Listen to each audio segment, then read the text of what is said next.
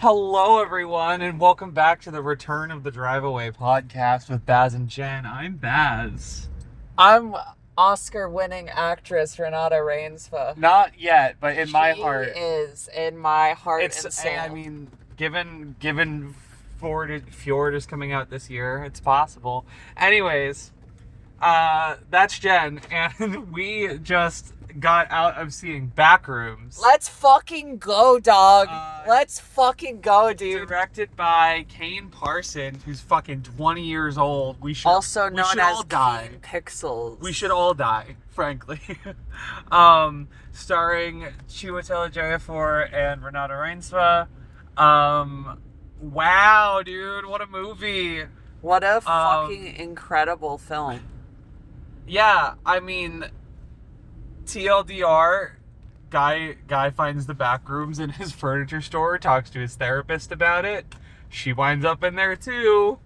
Wow. What a good fucking movie, dude. A lot of fun. Very tense. I watched Spree last night with my friend Cal, and I was like, wow, this is like some of the best found footage I've ever fucking seen. And then I watched Backrooms. Well, granted, Backrooms is not all. No, I know, but the found footage segments in this movie, they're the best parts, frankly. The last one that we get is some of the most intense fucking, like, it was so My House walkthrough. Mm-hmm. It was so My House walkthrough, which scared the fuck out of me, except it was like way more like fast, quick. Like, My House walkthrough is so slow, and that's the whole point of it. This is fucking like if My House walkthrough was a fucking sprint, and it was incredible. I'm in love with this movie a lot. I was like, right when the fucking shit started on YouTube or whatever, I remember sitting in my fucking first college dorm room, and like watching this shit at 3 a.m. and like, oh man, that fucking cold open shit. Fucking Jogia. Famous for being Halsey's fiance, of course. Nothing else. Back from Victoria. No. He's famous for being Halsey's fiance. Man, that shit was so good, dude. It fucking set the tone immediately, and then like, it fucking. Dude, I'm fucking gushing. I was giddy. I know Baz looked over at me and I was fucking cheesing, bro, to quote my beloved DP M. Levy. Shout out. Man, I was fucking cheesing a lot. This felt so, and like, obviously it's gonna feel true to like the shit that fucking Kane Parsons was making on YouTube, because he fucking made the thing. But like, yeah, man, I really love the found footage segments. Were like, you know, I mean, that's the fucking bread and butter. That's where it's fucking at. And I really liked how they like transitioned between them. Yes, but after we get our last found footage segment, I felt like I'll call it clean camera, like the normal camera. So like the regular stuff switched almost tonally into that found footage vibe, because it went from like everything regular camera, quote unquote, felt normal. Even when Clark discovers the Backrooms, it wasn't all that intense until right when he leaves. But like, it's all very normal, flat toned. And then as soon as fucking Renate Reinsve has to go looking for Clark, the fucking normal camera is like, it's raw. As soon as she walks down those stairs. Not even that. I think as soon as she gets the voicemail where he's like, I've opened the window, I'm not coming back. Fucking giant switch flipped upwards. We're going in for a fucking ride. Fucking Clark lost his fucking marbles. Bro is like, oh, there's a line, spoilers obviously. We're like in one of the back rooms, fucking in a dinner table scene, and there's like these copies of people. That shit scared the fuck out of me. And he's fucking ranting about, he's like, yeah, they can't feel pain. They don't know anything. They can't, they have no thoughts. It's just, they're just like furniture. And the expression on his face is crazy. And then we cut to Mary, and she's fucking terrified. And then the shit left my body when he goes, and the best part is, you can eat them. And I'm like, what the fuck? Huh? And then he fucking reaches into the guy's fucking stomach and just rips out a chunk of stuffing. And I'm like, oh my fucking God. And just like... My one nitpicky critique, I wish he took a bite. Yeah, that's fair. That's the nitpickiest and of fucking... nitpicks. I love the little fucking spirally entity dude that's in the back rooms and shit, and all the fucking, and like we see him a tiny little bit here. I was gonna say, what are your thoughts on seeing the monster? I like the monster. I like the little guy in the background. I really like, however, I was not expecting when we first like get Renate, when she finds Clark in the back rooms, he's like, yo, you're being too loud. Well, shh. And so then he starts coming up behind her and she's like, what is that? Because we're hearing all these thundering footsteps. And he goes, oh, it's okay. It's just me. And he fucking chokes her. And I'm like, oh, okay. And I didn't think anything of it. And then the monster comes out again and it's a fucking distorted memory of him in the captive. And I'm like, oh, he actually fucking meant that. Oh, fuck. Oh, fuck. Oh my God. I did love as well. I think there was... I don't know if this is true or not, but I got a Saturn eating his son influence from that scene. Yeah. When big old pirate Clark with the bulging eyes, like in the fucking artwork. I hated that positively, affectionately. It was so creepy. But no, I think like the scariest scene for me, or section of scene, I guess, is in that intense. The last found footage segment we get when he gets into the room with the Christmas tree. Oh my God, the Christmas tree room. Fuck the Christmas tree room. To like no clip through my seat. That is the type of shit that I was watching at 3 in the fucking morning and going, oh, okay. And like when he gets to the other side of the tree and the light clicks on. Oh my God. And the woman in red. Oh my God. Like, his wife, the memory of his wife. Oh my God. Oh! It is so, like, I don't think that the beginning of the film was boring. It was intentionally a slow burn, and I can't say anything negative about that because I am the world's biggest Better Call Saul defender. The tonal switch, like once we get into the back rooms the first time, there's this sense of wonderment.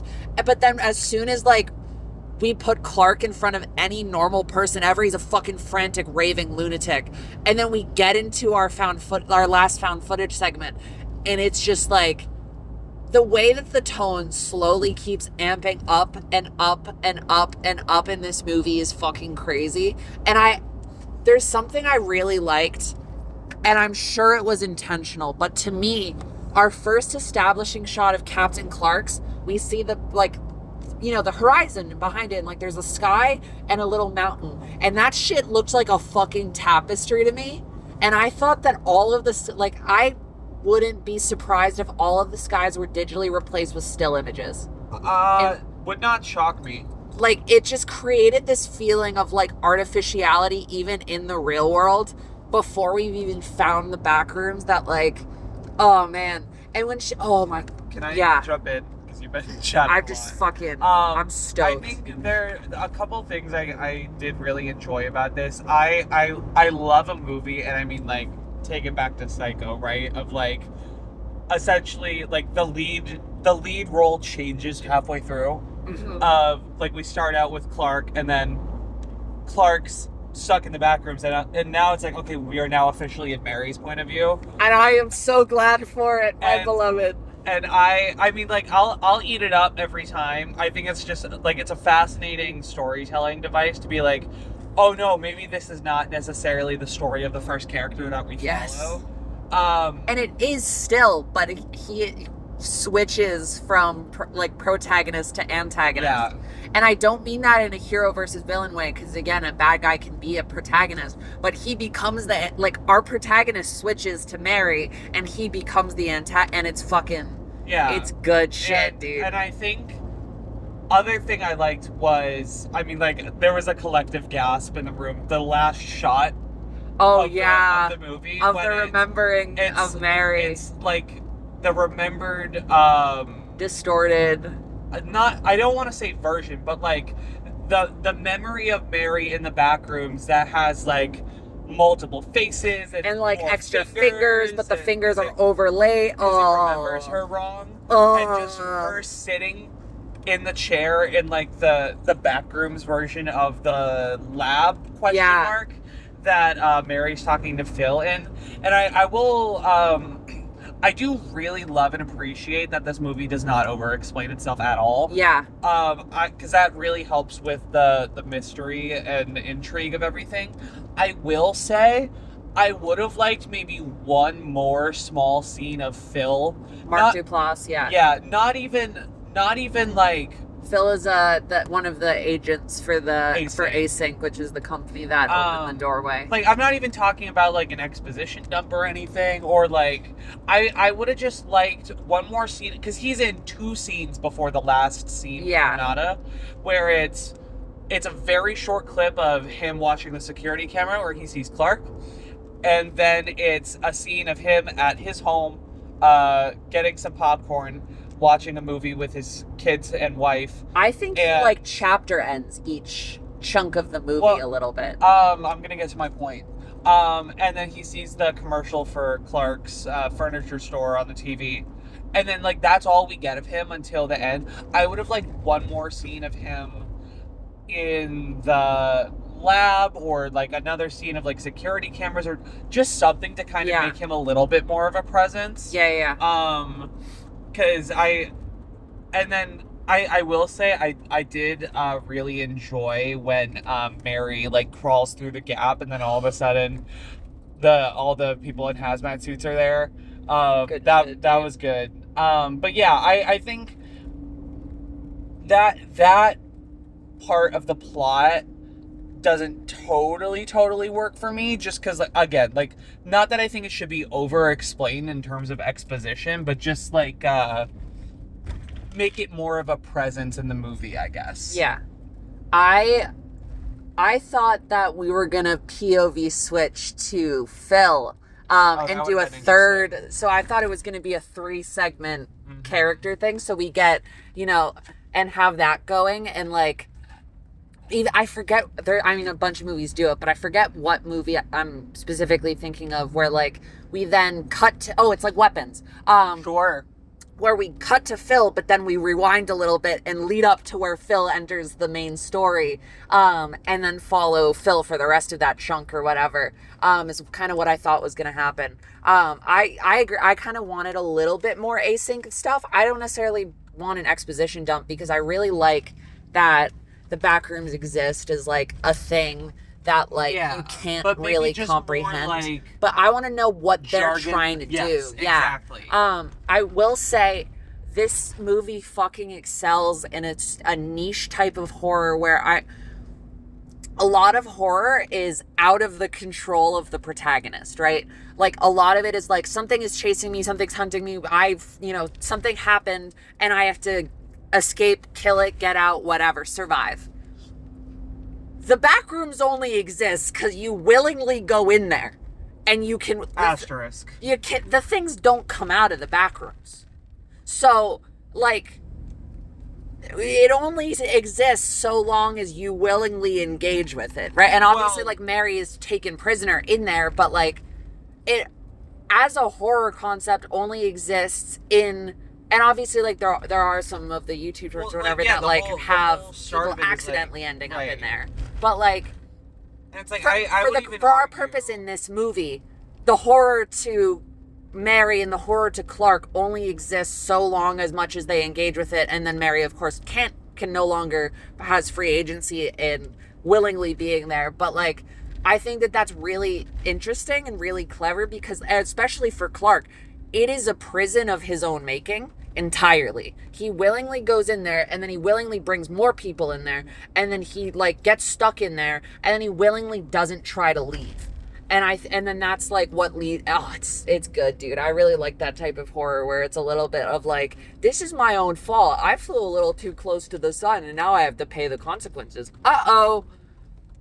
It's kind of almost Blair Witchy. It is Blair Witchy, and yeah, those fuckers could have left.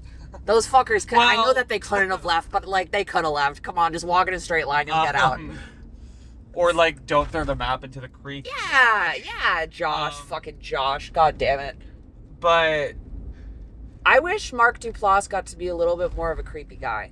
I really like that, man. Yeah. Every time he came on screen, Baz fucking tenses up because of Creep. Creep is such a good movie, and it's, like, one of the few horror movies that actually does really scare me and get under my skin, and it's mainly because of Mark Duplass. And so, like, whenever I see this guy, and I'm sure he's a nice dude in real life, he's great. I'm like, huh! You know? I will say, we haven't talked about it yet. Production design, fantastic. Fucking incredible. Like, the sets are hello? all amazing. It's astounding to me that, like, a lot of that is practical set. Oh, yeah. No, they made, like, what, 30,000 feet of it or something? Yeah, and I think, like, also, like, the whole thing of it all of Kane's fucking 20. Yeah, and, dude. like, A24 took a chance on him, and there's some really big horror names producing this. Yeah. James Wan, Osgood Perkins, where it's like, I think, I mean, we were talking about this earlier before the movie of, like, what this means for Hollywood and movies going forward of, like, taking chances on young directors. Coming out the week after Obsession. Yeah. And Obsession hit 10 times, fucking sub 1 million budget, is now made $100 million, and Backrooms. Did it cross the mark? Yeah. Thank Backrooms God. set the record for largest A24 opening. Yeah. And it's Sunday. The opening weekend hasn't even finished yet for Backrooms. And fucking Holy shit. It is at 148 million. It smashed. I think the previous record was Civil War at 24 million. I think fucking Backrooms made 38 million opening. That's and it's great. like, it fucking, as a fucking almost 23-year-old, 22-year-old right now, fucking wanting to make horror movies, like, fucking Hollywood ain't fucking hiring anyone under the age of 30, with fucking Curry Barker doing Obsession at 25 and Kane Parsons doing fucking Backrooms at 19. And, like, that's so rad.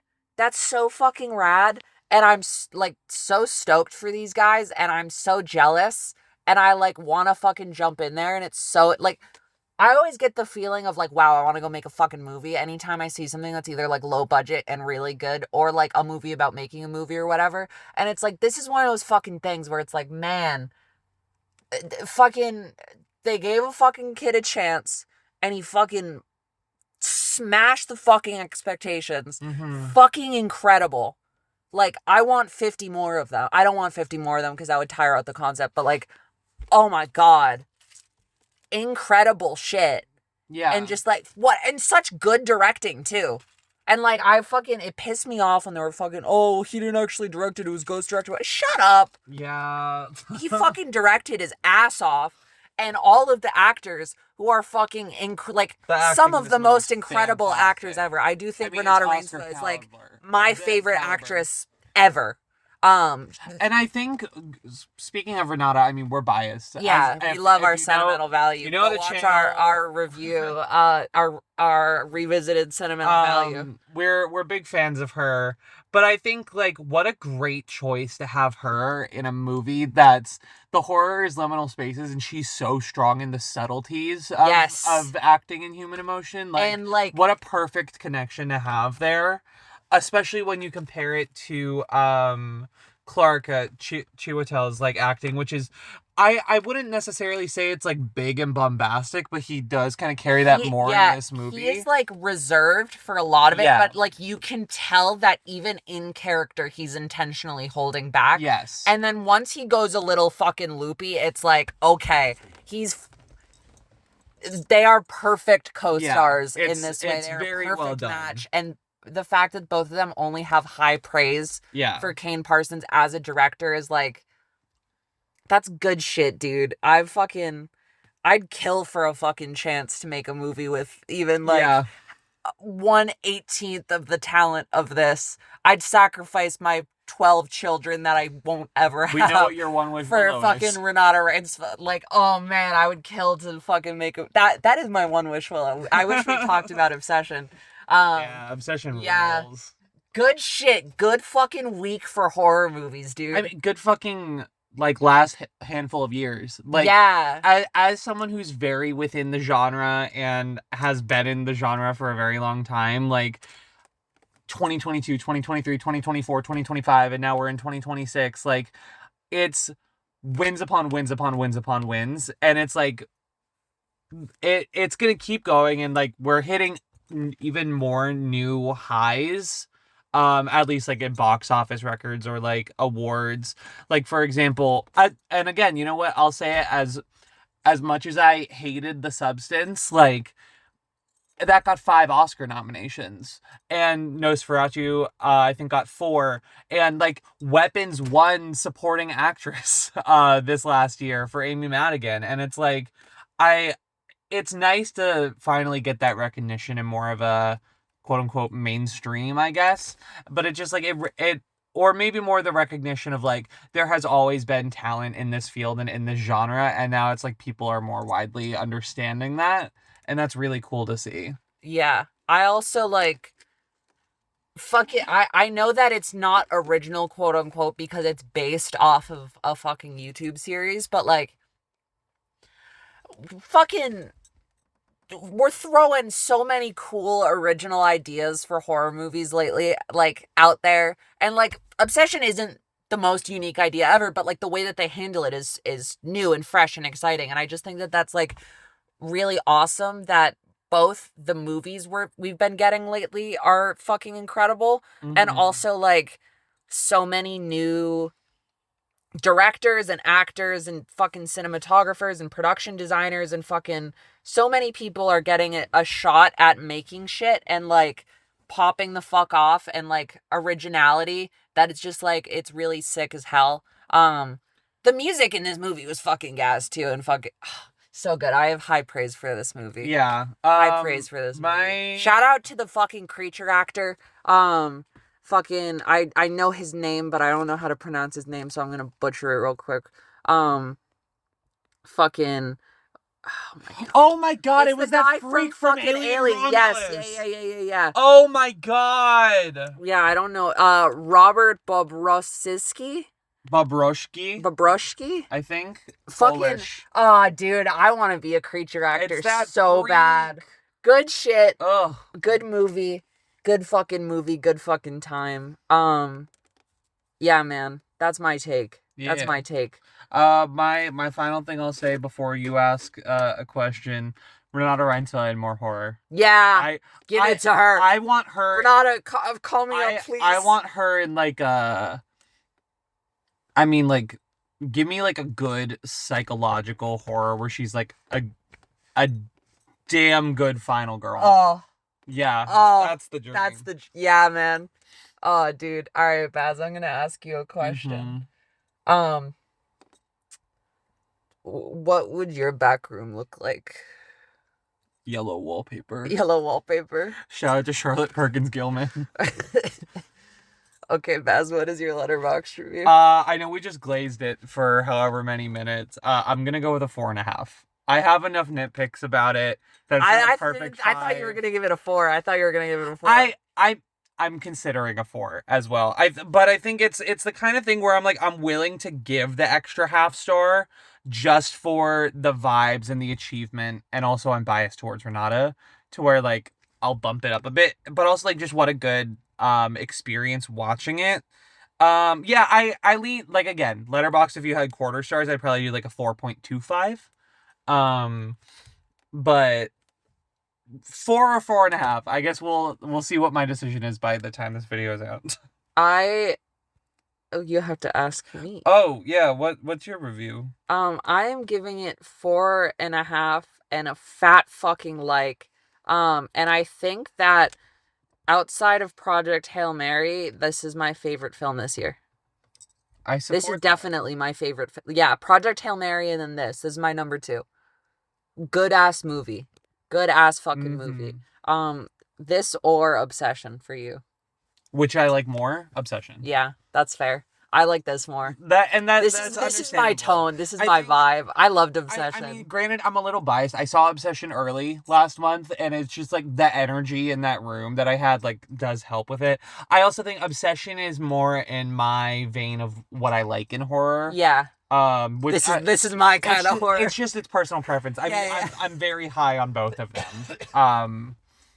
I have one more comment. I know that we just did it, but it is mad impressive to me. We went at Sunday at 10 a.m. and the theater was fucking packed. There were like 50 showtimes today. Every single one of them was fucking packed. Every single one of them has been fucking packed since Thursday night. We are a week and a half, 2 weeks out from Obsession releasing. Every fucking showing for Obsession is still fucking packed.